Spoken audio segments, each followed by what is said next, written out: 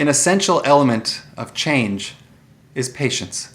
And this lesson was taught in a very interesting midrash that I saw, which connected to the story of Abraham and Sarah and their value of hospitality, of inviting everyone into their home or into their tent and giving them food and drink and engaging them in conversation and sharing of the truths of their discoveries, of monotheism, of one God, and of the world and of the ethical world that they hope to build. And at one time, they invited a man into their tent, and as they always did, they fed him and they gave him to drink and they engaged him in conversation, but nothing was happening. He was an idolater and he was stuck in his ways and he wasn't changing. And so Abraham turned to God and said, I can't do it. I haven't succeeded with him. What should I do?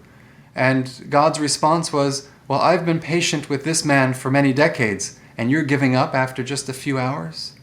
And it's an important lesson in change, in that often we expect change to happen right away because we've done what's necessary for change, but it hasn't happened yet.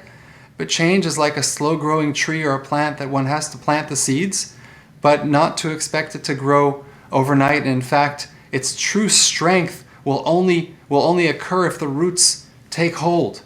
True change will only happen if it's given time to develop, if it's given time to make itself an essential part of what we are trying to change. That's one of the lessons of Abraham's life, is that of patience, and of this particular anecdote, that to change people and to change the society around us takes devotion, and most of all takes patience. Stay healthy, stay well, and stay connected.